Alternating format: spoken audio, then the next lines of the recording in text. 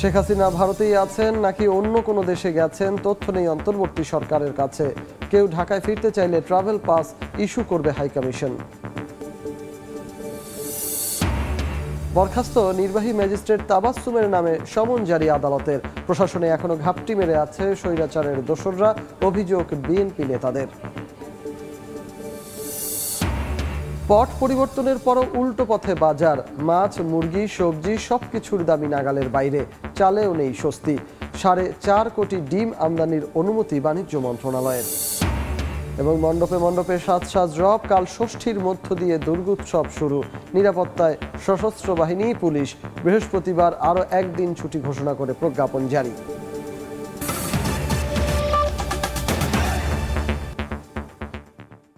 সময় সংবাদের সঙ্গে আছি আমি সজল মিত্র রিচার্ড। 2018 সালে বেগম খালেদা জিয়ার গাড়ি বহরে হামলার ঘটনায় শেখ হাসিনা সহ 106 জনের বিরুদ্ধে মামলা হয়েছে। দুপুরে ঢাকার সিএমএম আদালতে মামলাটি করা হয়। আসামিদের মধ্যে বাহুফের সাবেক সভাপতি কাজী সালাউদ্দিন, নায়ক রিয়াজ, জায়েদ খান ও শাহরিয়ার নাজিম জয়ের নামও রয়েছে। মামলার বাদীর দাবি, হামলার সময় চিত্রনায়ক রিয়াজ সহ অন্যান্য আসামিরা ধারালো অস্ত্র নিয়ে ঘটনার সময় উপস্থিত ছিলেন।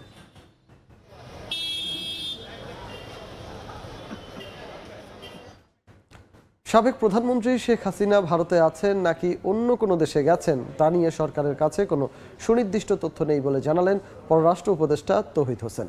দুপুরে পররাষ্ট্র মন্ত্রণালয়ে সাংবাদিকদের প্রশ্নের জবাবে উপদেষ্টা বলেন, ভারতে আশ্রয় নেওয়া কোনো বাংলাদেশি ঢাকায় ফিরতে চাইলে ট্রাভেল পাস ইস্যু করবে হাইকমিশন। আর ইতালি গমনেচ্ছুদের জন্য আগামী ডিসেম্বর থেকে দূতাবাস ভিসা ইস্যু করবে বলেও জানান তিনি। ছাত্র জনতার গণ অভ্যুত্থানে গত 5 আগস্ট পতন হয় টানা 16 বছর ক্ষমতায় থাকা আওয়ামী লীগ সরকারের। সেদিন দেশ ছেড়ে পালান সাবেক প্রধানমন্ত্রী শেখ হাসিনা। এরপর ভারতের পক্ষ থেকে জানানো হয় সে দেশে আছেন বাংলাদেশের সাবেক প্রধানমন্ত্রী। তবে সম্প্রতি জাতীয় ও আন্তর্জাতিক বিভিন্ন গণমাধ্যমে শেখ হাসিনার ভারত ছেড়ে অন্য দেশে যাওয়ার খবর আসে। তার অবস্থান নিয়ে সৃষ্টি হয় নানা ধোঁয়াশা। এ অবস্থায় মঙ্গলবার পররাষ্ট্র মন্ত্রণালয়ে এক সংবাদ সম্মেলনে উপদেষ্টার কাছে সাবেক প্রধানমন্ত্রী কোথায় আছেন সে বিষয়ে প্রশ্ন করেন সাংবাদিকরা। উত্তরে পররাষ্ট্র উপদেষ্টা জানান, শেখ হাসিনার অবস্থান নিয়ে সরকারের কাছে কোনো সুনির্দিষ্ট তথ্য নেই। ওনার অবস্থান সম্বন্ধে নিশ্চিত আমরা হতে পারিনি। আমরা দিল্লিতেও খোঁজ করেছি, আমিরাতেও খোঁজ করেছি। কনফার্মেশন অফিসিয়ালি কেউ দিতে পারেনি। তবে আমরাও, আপনারা যেমন দেখেছেন, আমরাও দেখেছি যে উনি আজমানে সম্ভবত গেছেন, কিন্তু এটা রিকনফার্ম করার চেষ্টা করে আমরা সফল হইনি। আওয়ামী লীগ সরকারের কতজন মন্ত্রী বা সংসদ সদস্য দেশ ছেড়ে পালিয়েছেন তার সঠিক কোনো হিসাব না থাকলেও বিদেশে থাকা কেউ দেশে আসতে চাইলে ট্রাভেল পাস ইস্যু করা হবে বলেও জানান উপদেষ্টা। শুরু করেছেন তারা, গতি এখনো কম। আমরা চেষ্টা করব যে এই গতিটা যাতে বাড়ে, যাতে করে আসলেই 20,000 ভিসার বা তার কাছাকাছি অন্তত যেন এই বছরের শেষ নাগাদ ইস্যু হয়ে যায়। এদিকে ইতালি গমনেচ্ছুদের কবে ভিসা চালু হবে এমন প্রশ্নে উপদেষ্টা জানান, আগামী ডিসেম্বরে 20,000 ভিসা ইস্যু করবে দূতাবাস। বাংলাদেশের মিশন ট্রাভেল পাস ইস্যু করতে পারে শুধুমাত্র দেশে ফেরার জন্য, অন্য কোনো দেশে যাওয়ার জন্য না। সেটার জন্য পাসপোর্ট লাগে। পাসপোর্ট তো ন্যাচারালি ইস্যু করা হবে না। তারা যদি দেশে ফিরতে চান তাদেরকে অবশ্যই ট্রাভেল পাস ইস্যু করা যেতে পারে থিওরিটিক্যালি, এবং তারা দেশে ফিরে আসতে পারে। ভিসা ইস্যুর বিষয়টি প্রত্যেক দেশের নিজস্ব বিষয়, তাই ভিসার দাবিতে আন্দোলন কর্মসূচি নেতিবাচক প্রভাব ফেলতে পারে বলেও জানান পররাষ্ট্র উপদেষ্টা। আরো লোকজন হয়তো চলে যাবে। শাকির আহমেদ, সময় সংবাদ, ঢাকা। আন্দোলনে নিহত আবু সাঈদ ও অন্তর্বর্তী সরকারকে নিয়ে বিরূপ মন্তব্যের জেরে সাময়িকী বরখাস্ত সহকারী কমিশনার তাপসী তাবাসসুম উর্মির নামে সমন জারি হয়েছে। আগামী 28 নভেম্বর তাকে হাজির হওয়ার নির্দেশ দিয়েছেন আদালত। এর আগে দুপুরে ঢাকার মেট্রোপলিটন ম্যাজিস্ট্রেট জাকির হোসেনের আদালতে গণ অধিকার পরিষদের গণমাধ্যম সমন্বয়ক আবু হানিফ বাদী হয়ে তাপসী তাবাসসুম উর্মির নামে মামলার আবেদন করেন। আবেদনে বলা হয়, উর্মি শুধু শহীদ আবু সাঈদ নয়, প্রধান উপদেষ্টার বিরুদ্ধেও অবমাননাকর বক্তব্য ফেসবুকে লিখেছেন, যার মাধ্যমে সংবিধান সমুন্নতভাবে গঠিত একটি সরকার প্রধান সম্পর্কে নিষেধাজ্ঞা করা হয়েছে। একই সঙ্গে সরকার উৎখাতের হুমকি দিয়ে জনমনে ভীতি সৃষ্টি করা হয়েছে।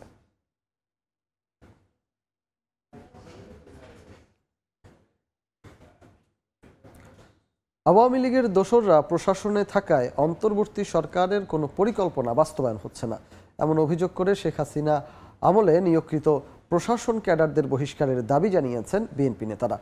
অন্তর্বর্তী সরকারের 2 মাসে প্রত্যাশা পূরণে মন্থর গতিতে হতাশা প্রকাশ করেন তারা। আওয়ামী লীগ সরকারের আমলে নিয়োগকৃত সচিবসহ প্রশাসনের সব স্তরের ক্যাডারদের বহিষ্কারের দাবিতে বিক্ষোভ সমাবেশ জাতীয় প্রেসক্লাবের সামনে। বিএনপি ডক্টর ইউনূসকে সহযোগিতা করতে চায় জানিয়ে নেতারা বলছেন, জনপ্রত্যাশা পূরণে সরকারের মন্থর গতির জন্য শেখ হাসিনা সরকারের আমলাদের অসহযোগিতাই দায়ী। গণহত্যার সহযোগী প্রশাসনের লোকজন কিভাবে কোন পথে বিদেশে পালালো তার শ্বেতপত্র প্রকাশের দাবিও নেতাদের। কি করে হাসান মাহমুদ গেল, কি করে পুলিশের সবচেয়ে বড় কর্মকর্তা দিল্লিতে একটি দোকানে তার ফটো ভাইরাল হলো। স্বরাষ্ট্র উপদেষ্টাকে এই সভা থেকে বলতে চাই, কোন পথ দিয়ে কার মাধ্যমে কার ইঙ্গিতেরা দেশ ত্যাগ করেছে তার শ্বেতপত্র প্রকাশ করতে হবে আপনাকে। আমার নেতা তারেক রহমান বলেছে, বাংলাদেশে কোনো আইন নিজের হাতে তুলে নেওয়া যাবে না, তাই আমরা এখনো ধৈর্য আছে। এদিকে গুলশানে ডেঙ্গু সচেতনতা বিষয়ে লিফলেট বিতরণ কর্মসূচিতে বিএনপির আরেক জ্যেষ্ঠ নেতা বলেন, পতিত সরকারের পুনরুত্থান হলে দেশ হবে বধ্যভূমি। অন্তর্বর্তী সরকারকে বেকায়দায় ফেলতে প্রশাসনে ছদ্মবেশে শেখ হাসিনার দোসররা থাকায় সরকারের কোনো পরিকল্পনা বাস্তবায়ন হচ্ছে না। অন্তর্বর্তীকালীন সরকারের 2 মাস পূর্ণ হল, কিন্তু এই সরকারের প্রশাসনের রন্ধ্রে রন্ধ্রে তো পতিত স্বৈরাচাররা অপেক্ষা করে আছে যে একজন নির্বাহী ম্যাজিস্ট্রেট তিনি আবু সাইদের মতো একজন মহিমান্বিত আত্মদানকারী সাহসী বীর তরুণ, তাকে বলছে বিশৃঙ্খলা সৃষ্টি করে। এরাই তো প্রশাসনের বিভিন্ন জায়গায় আছে। শেখ হাসিনার পুনরুত্থান মানে আপনারা এই দেশ হবে এক ভয়ঙ্কর বদ্ধভূমি। দ্রুত নির্বাচন আয়োজনে সর্বোচ্চ গুরুত্ব দিয়ে সংস্কার প্রক্রিয়া শেষ করার দাবি বিএনপির। কামরুজ্জামান মামুন, সময় সংবাদ, ঢাকা। শেখ হাসিনা হরিলুটের শাসন ব্যবস্থা কায়েম করেছিল বলে মন্তব্য করেছেন বিএনপির সিনিয়র যুগ্ম মহাসচিব রুহুল কবির রিজভী। বিকেলে রাজধানীতে আয়োজিত এক অনুষ্ঠানে তিনি একথা বলেন। একই অনুষ্ঠানে বিএনপির স্থায়ী কমিটির সদস্য মঈন খান বলেন, নির্বাচন এবং সংস্কার দুটোই সমান্তরালভাবে চলবে। পূর্বাঞ্চলে যে বন্যাটা হলো সেই বন্যায় যথাযথভাবে সেটার মোকাবেলা করা, সেই মোকাবেলা করার ক্ষেত্রে একটা ভালো ভূমিকায় সরকারের ছিল, অথবা এমন একটি আস্থাশীল সরকার ছিল যে বেসরকারি উদ্যোগে খুব দ্রুত গতিতে আমাদের পূর্বাঞ্চলে যে বন্যা সেটা মোকাবেলা করতে সক্ষম হয়েছে। তারা এই ধরনের কোনো পরিকল্পনা তারা আগে দেয়নি, কিন্তু যখন মিটিং করেছে স্পষ্টত তারা বুঝতে পেরেছে যে জনগণের ইচ্ছা ভিন্ন রূপ, এবং সেই জনগণের ভিন্ন ইচ্ছার প্রতিফলন হিসেবেই কিন্তু তারা রাজনৈতিক দলগুলোর সঙ্গে বসেছে, আলোচনা করেছে। বিচার কাজে বিলম্ব ও মামলা জট কমানোই সংস্কারের মূল লক্ষ্য বলে জানালেন বিচার বিভাগ সংস্কার কমিশনের প্রধান সাবেক বিচারপতি শাহ আবু নাঈম মমিনুর রহমান। রাজধানীর বিচার প্রশাসন প্রশিক্ষণ ইনস্টিটিউটের সভাকক্ষে বৈঠক শেষে তিনি জানান, আদালতে কিভাবে খরচ কমানো যায় সে বিষয়েও সরকারকে সুপারিশ করবে কমিশন।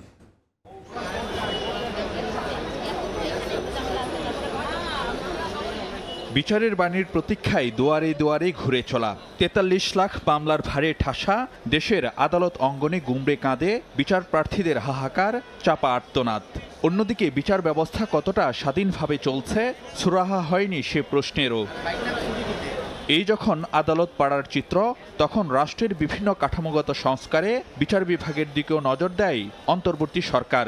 সে লক্ষ্যে গঠন করা হয় আপিল বিভাগের অবসরপ্রাপ্ত বিচারপতি শাহ আবু নাঈম মমিনুর রহমানের নেতৃত্বে ৮ সদস্যের বিচার বিভাগ সংস্কার কমিশন।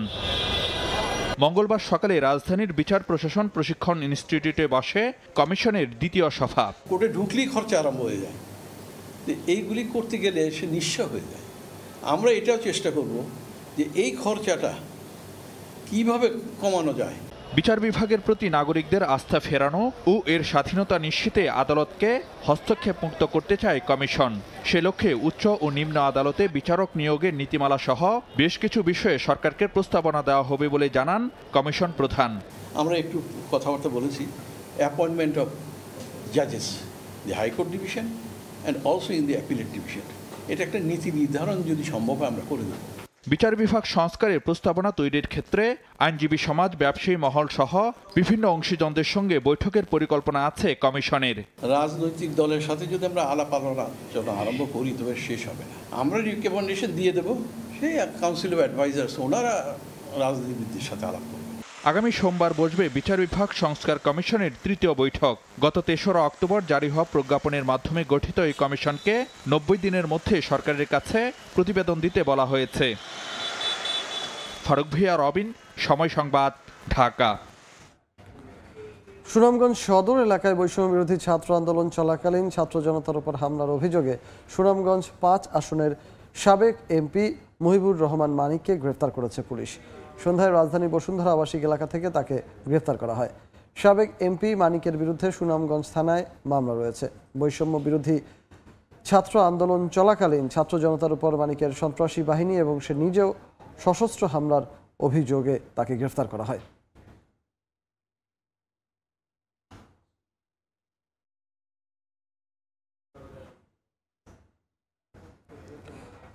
অন্তর্বর্তী সরকারের মন্ত্রী পরিষদ সচিব হিসেবে চুক্তিভিত্তিক নিয়োগ পেয়েছেন মাধ্যমিক ও উচ্চশিক্ষা বিভাগের সিনিয়র সচিব ডক্টর শেখ আব্দুর রশিদ। মঙ্গলবার জনপ্রশাসন মন্ত্রণালয় থেকে জারি করা এক প্রজ্ঞাপনে বিষয়টি জানানো হয়।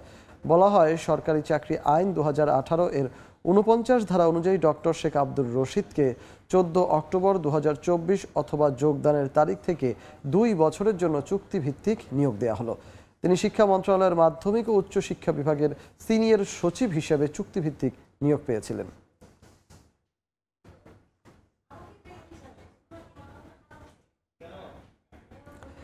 দাবির মুখে এবার পদত্যাগ করলেন সরকারি কর্ম commission পিএসসির chairman Mohammad Sohrab Hossain.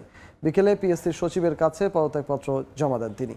Chairman ছাড়াও পদত্যাগ করেছেন কমিশনের 11 সদস্য। গত কয়েকদিন ধরে পিএসসি সংস্কারের দাবি জানিয়ে আসছেন বৈষম্য বিরোধী ছাত্র আন্দোলনের সমন্বয়করা। একই সঙ্গে পুরো কমিশনের পদত্যাগেও দাবি ওঠে। 2020 সালের 21 সেপ্টেম্বর প্রতিষ্ঠানটির চেয়ারম্যান হিসেবে যোগ দেন সোহরাব হোসেন। আগামী বছর 21 সেপ্টেম্বর পর্যন্ত তার চাকরির মেয়াদ ছিল। তিনি বাংলাদেশ সিভিল সার্ভিস প্রশাসন ক্যাডারের 1984 ব্যাচের কর্মকর্তা। এবারে দুর্গাপূজার ছুটি আরও একদিন বাড়ালো সরকার। ঢাকেশ্বরী মন্দির পরিদর্শন করে একথা জানান প্রধান উপদেষ্টার বিশেষ সহকারী মাহফুজ আলম। বলেন, সংখ্যালঘু সম্প্রদায়ের উপর হামলার ঘটনায় জড়িতদের বিচার করা হবে। এদিকে ডিএমপি কমিশনার জানান, ঢাকার 253টি মণ্ডপ ঘিরে নিরাপত্তার দায়িত্বে থাকবে সশস্ত্র বাহিনী। রাত পোহালেই মহাষষ্ঠী। দেবী দুর্গা মর্তলোকে আসছেন তার 4 সন্তান নিয়ে। মঙ্গলদ্বীপ জেলে মহামায়া দুর্গার অর্চনা পর্বে মেতে উঠবেন সনাতন ধর্মাবলম্বীরা। হিন্দু সম্প্রদায়ের সবচেয়ে বড় ধর্মীয় উৎসব দুর্গাপূজার সার্বিক পরিস্থিতি দেখতে ও নেতাদের সঙ্গে দেখা করতে মঙ্গলবার সকালে ঢাকেশ্বরী মন্দির পরিদর্শনে আসেন প্রধান উপদেষ্টার বিশেষ সহকারী মাহফুজ আলম। এ সময় সাংবাদিকদের সাথে কথা বলেন তিনি। জানান, একটি পক্ষ সরকারের সঙ্গে সংখ্যালঘুদের দূরত্ব বাড়ানোর ষড়যন্ত্র করছে, জানিয়ে সতর্ক সরকার। এবছর সরকারি ছুটি 2 দিন করার সিদ্ধান্তের খবর জানান মাহফুজ আলম। বাংলাদেশের জনগোষ্ঠী হিসেবে সবাই আমরা একমত, এক জায়গায় আছি। কোনো রকম ষড়যন্ত্রকারী দেশে বিদেশ থেকে কোনো রকম ষড়যন্ত্রকারী কোনো রকম স্পেস পাবে না, কোনো রকম দুষ্কৃতিকারীকে কোনো রকম প্রশ্রয় দেওয়া হবে না। এদিকে পূজাকে ঘিরে ঢাকায় নাশকতার কোনো শঙ্কা নেই বলে জানিয়েছেন ডিএমপি কমিশনার। ঢাকেশ্বরী মন্দির পরিদর্শন করে তিনি বলেন, সব মন্দিরে থাকবে পর্যাপ্ত নজরদারি ব্যবস্থা। প্রতিটি পূজা মণ্ডপে পর্যাপ্ত সংখ্যক ফিক্সড পুলিশ মোতায়েন, থানা পুলিশ কর্তৃক নিজস্ব অধিক্ষেত্রে টহল ও চেকপোস্ট ব্যবস্থা, উচ্চ ক্ষমতা সম্পন্ন সিসি ক্যামেরা সহ আর্টসওয়ে ও মেটাল ডিটেক্টরের মাধ্যমে চেকিং ব্যবস্থা।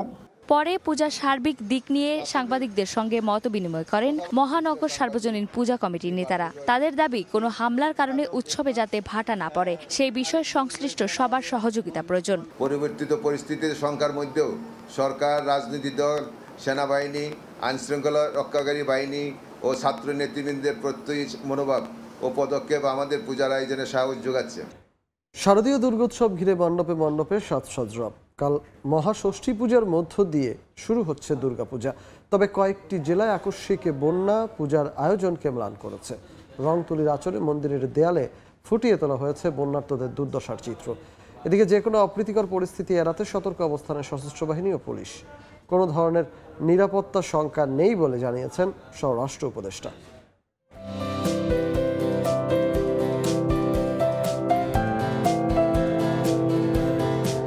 বসন্তের কাশফুল আর নীল আকাশে শুভ্রতা জানান দিচ্ছে সনাতন ধর্মাবলম্বীদের দেবী দুর্গা স্বর্গ থেকে মর্তলোকে আসছেন।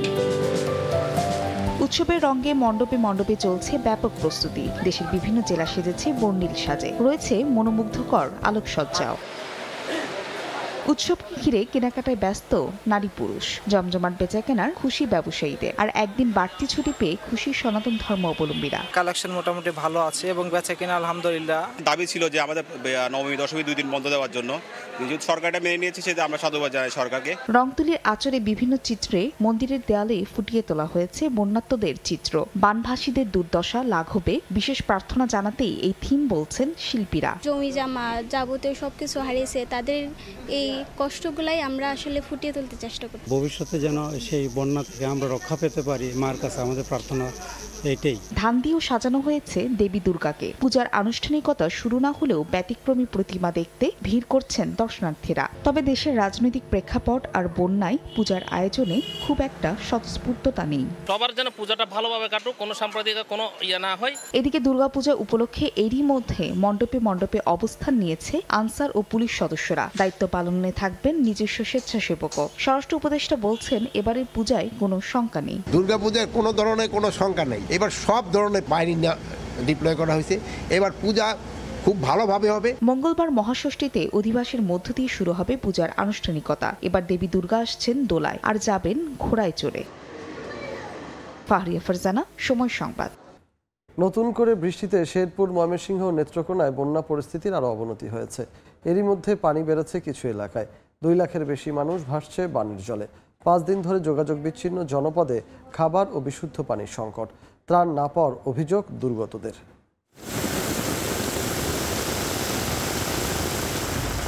বন্যার পানি যখন নামতে শুরু করেছে, তখন আবারও প্লাবন আতঙ্ক বাড়াচ্ছে বৃষ্টি। শেরপুর, ময়মনসিংহ ও নেত্রকোনায় বৃষ্টিতে নতুন নতুন এলাকা প্লাবিত হচ্ছে। এতে বন্যা পরিস্থিতি আরও অবনতির শঙ্কায় স্থানীয়রা। পাহাড়ি ঢলে কিছু কিছু নদ নদীর পানি বিপদসীমায়, আবারও কোথাও পানি নেমে গেলেও দুর্গতদের দুর্ভোগ কাটেনি। 2 লাখের বেশি মানুষ পানিবন্দী অবস্থায় দিন পার করছেন। 5 দিন ধরে যোগাযোগ বিচ্ছিন্ন হয়ে পড়েছে। খাবার ও বিশুদ্ধ পানির সংকটে বন্যা কবলিতরা। নেত্রকোনাতেও গ্রামের পর গ্রাম তলিয়ে গেছে। সড়ক, খালবিল, মাঠঘাট সব পানিতে একাকার। এখন পর্যন্ত জেলায় 1 জনের মৃত্যুর খবর পাওয়া গেছে। হাঁটুয়ানি আর উড়ানো হয়েছে কমর পানি, আর বাথরুম হয়েছে গলাহানি। বন্যার মধ্যে যখন বাঁচতেছে, গরু ছাগল ব্যক্ত বাঁচতে যাইতেছে গা, ফুলা হরিলে ওখানে রান্না খাওয়ালা কিছুই নাই। কই রান্নবো, কই কি করবো? খেলার মেলা এগুলা টোগুলা যদি কিছু যদি পানি যদি পাওয়া যেত, তাহলে ফুলাফানা কিছু ফান টান যেত। উজানের দিকে পানি সরতে শুরু করলো। মঙ্গলবারের বৃষ্টিতে ময়মনসিংহে বন্যা পরিস্থিতির আরও অবনতি হয়েছে। 1.5 লাখ মানুষ বানের ঝলে ভাসছে। বাড়ির উঠানেও নৌকা নিয়ে চলতে হচ্ছে এলাকাবাসীকে। ত্রাণ ঠিকমতো না পাওয়ায় ক্ষোভের শেষ নেই বানভাসীদের।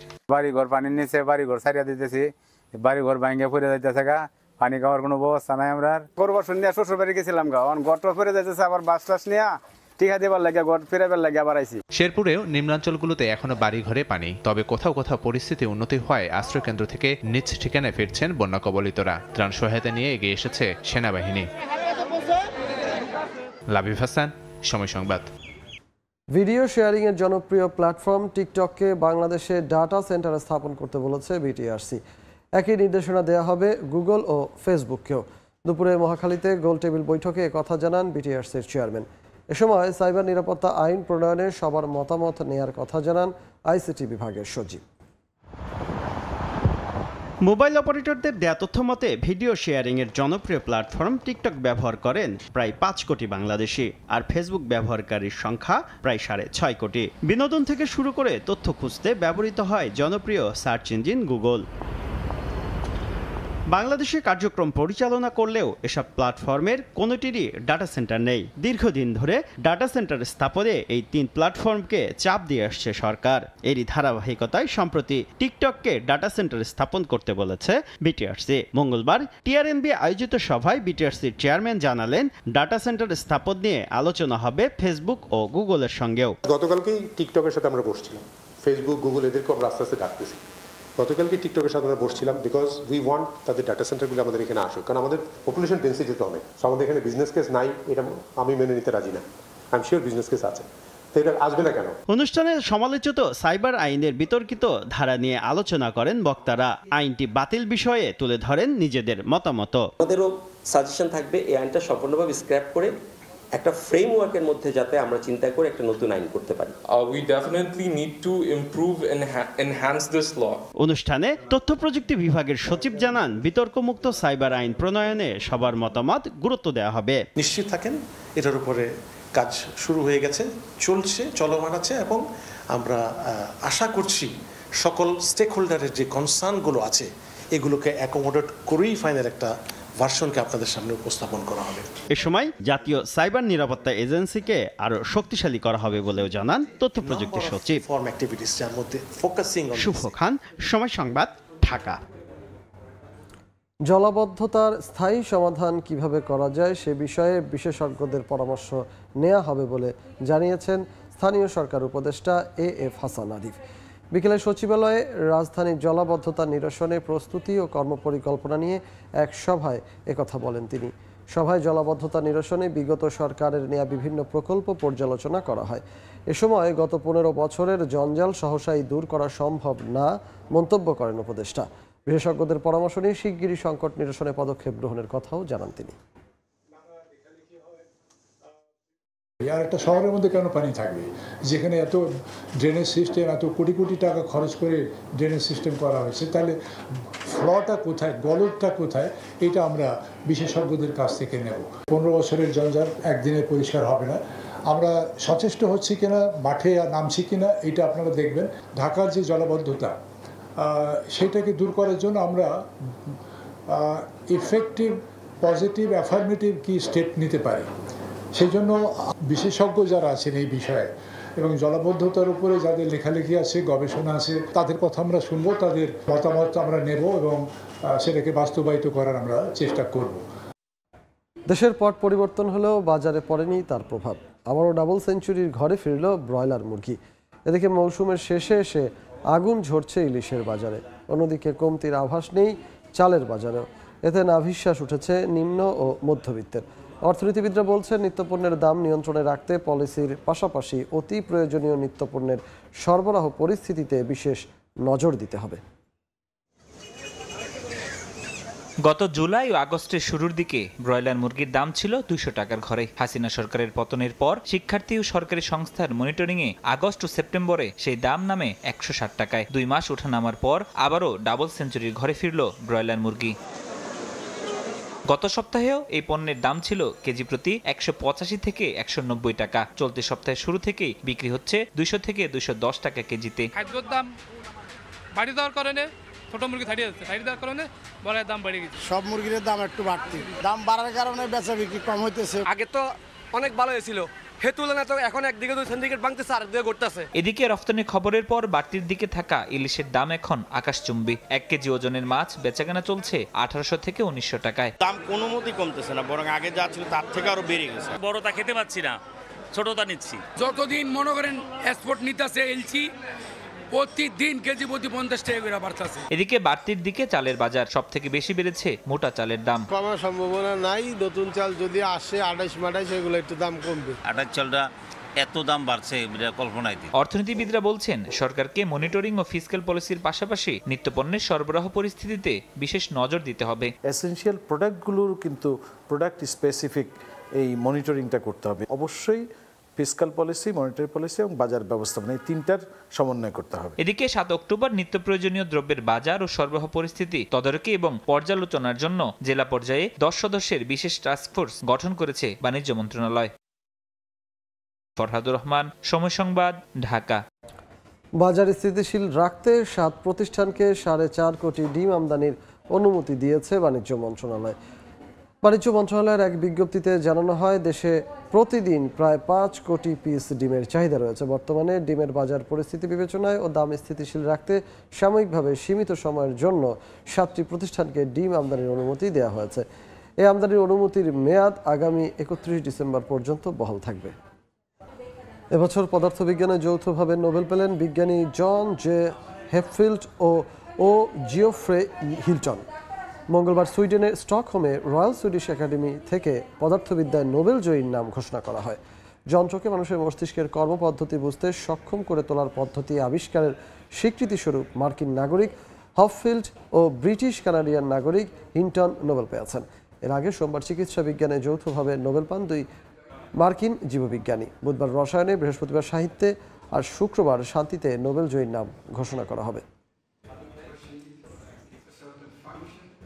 অবশেষে গুঞ্জন সত্য হলো। টি-20 ক্রিকেট থেকে অবসরের ঘোষণা দিলেন বাংলাদেশের সাইলেন্ট কিলার মাহমুদুল্লাহ রিয়াদ। ভারতের বিপক্ষে চলমান সিরিজ শেষে নিজের ক্যারিয়ারে রীতি টানবেন অভিজ্ঞ এই ক্রিকেটার। দিল্লিতে সংবাদ সম্মেলনে রিয়াদ নিজেই জানালেন এই কথা। বিদায়বেলায় ক্যারিয়ার নিয়ে কোনো আক্ষেপ নেই বলেও জানিয়েছেন মাহমুদুল্লাহ। গুঞ্জনটা বাংলাদেশের ক্রিকেট পাড়ায় ঘুরছিল গেল সপ্তাহখানেক ধরেই, কিন্তু নিশ্চয়তা আসছিল না কোনো পাশ থেকেই। অবশেষে সেটা আসলো সুদূর দিল্লি থেকে। সাকিবের পর বাংলার ক্রিকেটের আরেক পাণ্ডব বিদায় বলবেন টি-20-কে। তাই তো সংবাদ সম্মেলন কক্ষও ছিল স্বাভাবিকের তুলনায় একটু বেশি থমথমে। প্রকৃতিও হয়তো চাচ্ছিল দেরি করেই হোক সেই আনুষ্ঠানিকতা। তাই তো রিয়াদ এসে বসতেই বিগড়ে গেল তার মাইক্রোফোনটি। মিনিট 5-এর বেশি চুপচাপ বসে থাকলেন মাহমুদুল্লাহ। হয়তো শেষবারের মতো সাজিয়ে নিলেন শেষ কথাগুলো। Yes, I'm retiring from the T20 cricket after the last game of this tournament of this series. রিয়াদের সাইলেন্ট কিলার হয়ে ওঠার গল্পের শুরু 2015 বিশ্বকাপে। হ্যামিল্টন থেকে অ্যাডিলেড 2 সেঞ্চুরিতে তিনি জানান দেন নিজের উপস্থিতি। সাইডলাইন থেকে উঠে আসেন কেন্দ্রীয় চরিত্রে। সবার support including media and probably যারা আমাকে পছন্দ করেন না তাদেরও থ্যাঙ্কস। জিম্বাবুয়ের বিপক্ষে হারারেতে অপরাজিত 150 রানের এক ইনিংস খেলে সাদা পোশাককে বিদায় জানিয়েছিলেন মাহমুদুল্লাহ রিয়াদ। টি-20-তে এবার তেমনই কিছুর প্রত্যাশা সাইলেন্ট কিলারের কাছ থেকে। কে জানে, হয়তো বেঙ্গালুরুর আক্ষেপ কেটে যাবে এই অরুণ জেটলি কিংবা হায়দ্রাবাদেই। আবেগকে দূরে ঠেলে স্মিত হাসিতেও যে কত কথা বলা যায়। মাহমুদুল্লাহ রিয়াদের প্রায় মিনিট 20 সংবাদ সম্মেলনে যেন তারই প্রমাণ পাওয়া গেল। বাস্তবতা মেনে সবাইকে তো একদিন থামতে হয়। তবুও টাইগার ক্রিকেটের পঞ্চপাণ্ডবের অন্যতম সদস্য রিয়াদের টি-20-র অবদান কখনোই ভোলার নয়। মাহবুব রিমন, সময় সংবাদ, অরুণ জেটলি ক্রিকেট স্টেডিয়াম, দিল্লি, ভারত। মাহমুদুল্লাহ রিয়াদের বিকল্প এখনো তৈরি করতে ব্যর্থ ক্রিকেট বোর্ড। তাই তো তার বিদায়ে বড় একজন ক্রিকেটার হারাবে বাংলাদেশ। রিয়াদের অবসরের ঘোষণায় এমন প্রতিক্রিয়া দিয়েছে বিসিবি। দেশের মাটিতে সাবেক টাইগার অধিনায়ককে আনুষ্ঠানিক বিদায় সংবর্ধনা দেওয়ার পরিকল্পনাও আছে। 17 বছরের দীর্ঘ ক্যারিয়ারের অবসান, সেই সঙ্গে 18 বছর ধরে চলতে থাকা পঞ্চপাণ্ডব অধ্যায়েরও সমাপ্তি, যেখানে শেষ যোদ্ধা হিসেবে থামলেন দ্য সাইলেন্ট কিলার খ্যাত মাহমুদুল্লাহ রিয়াদ। দলের অপরিহার্য অংশ। এরপর নেতৃত্ব। অস্ট্রেলিয়া বিশ্বকাপে চূড়ান্ত ব্যর্থতার পর অধিনায়কত্ব হারানো, বাজে পারফরমেন্সের সমালোচনায় বাদ পড়েছেন দল থেকেও। তবে দেশের ক্রিকেটের প্রেক্ষাপট বিবেচনায় তার বিকল্প খুঁজে পায়নি ক্রিকেট বোর্ড। ও এমন একটা পজিশনে খেলেছে যে পজিশনে খেলাটা খুব কঠিন। সেখানেও আমরা দেখেছি প্রায়শই সেই দলকে ভালো পারফর্ম করে সাহায্য করেছে। দারুণ একটা ক্যারিয়ার ছিল রিয়াদের। একজন বড় খেলোয়াড়কে আমরা হারাতে যাচ্ছি আর কি। রিয়াদের বিকল্প তৈরি করতে না পারার বড় দায় ক্রিকেট বোর্ডের। 39 বছর বয়সী এই ক্রিকেটারের জায়গায় অনেককেই বাজিয়ে দেখা হলেও মানিয়ে নিতে পারেননি কেউ। সীমাবদ্ধতা স্বীকার করেছেন বিসিবি পরিচালক নিজেই। আমাদেরই ব্যর্থতা যে আমরা ওদেরকে এতদিন খেলতে দেখেছি বা খেলতে দিয়েছি, ওদের চাইতেও ভালো খেলোয়াড় আমরা তৈরি করতে পারিনি। আমি খুব খুশি হতাম যদি ওদের চাইতেও ভালো খেলোয়াড় আমরা তৈরি করতে পারতাম এবং ওদের চাইতেও ভালো খেলোয়াড় আজকে জাতীয় দলে খেলতো। টেস্টের পর টি-20, দেশের বাইরে আরও একটি ফরম্যাটের সমাপ্তি। প্রায় 1.5 যুগ যিনি প্রতিনিধিত্ব করেছেন লাল সবুজের, তাকে স্মরণীয় বিদায়ী সংবর্ধনা দেওয়ার পরিকল্পনা দেশের মাটিতে। তিনি একদিনের ক্রিকেটটা চালিয়ে যাবেন এবং সেটাও কবে থামবেন সে ব্যাপারেও একটা তার আকাঙ্ক্ষার কথা ব্যক্ত করেছেন। ভালো একটা ফেয়ারওয়েল আর্ন করে এবং বিসিবি সেটা করবে, অবশ্যই করবে। রিয়াদের এখন একমাত্র মনোযোগ ওয়ানডে ক্রিকেটে। 50 ওভারের ফরম্যাট নিয়ে নিজের পরিকল্পনাও বোর্ডকে জানিয়েছেন। স্মরণীয় ক্যারিয়ারের সমাপ্তি করতে চান চ্যাম্পিয়ন্স ট্রফিতে। তবে সেখানে সুযোগ পেতে নিজের যোগ্যতার আরও একবার প্রমাণ দিতে হবে দ্য সাইলেন্ট কিলারের। সাব্বির মিথুন, সময় সংবাদ, ঢাকা। এ পর্যায়ে শীর্ষ সংবাদগুলো জানিয়ে দিচ্ছি আরেকবার। নাকি অন্য কোনো দেশে গেছেন, তথ্য নেই অন্তর্বর্তী সরকারের কাছে। কেউ ঢাকায় ফিরতে চাইলে ট্রাভেল পাস ইস্যু করবে হাই কমিশন। এবং বরখাস্ত নির্বাহী ম্যাজিস্ট্রেট তাবাসসুমের নামে সমন জারি আদালতের। প্রশাসনে এখনো ঘাপটি মেরে আছে স্বৈরাচারের দোসররা, অভিযোগ বিএনপি নেতাদের।